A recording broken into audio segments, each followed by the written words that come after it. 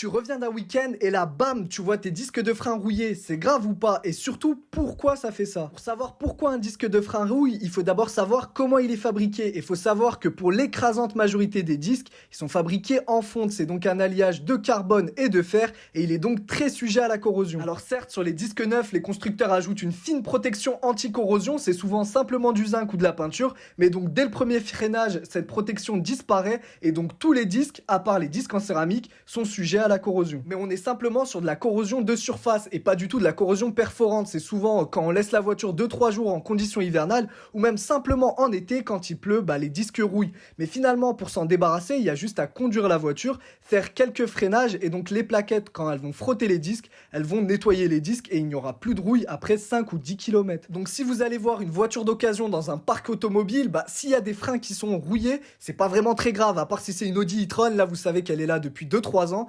Sinon, si c'est une Clio, généralement, au bout de 2-3 jours, il y a de la rouille. Et ça veut pas dire que la voiture est en mauvais état ou que la voiture est là depuis plusieurs mois.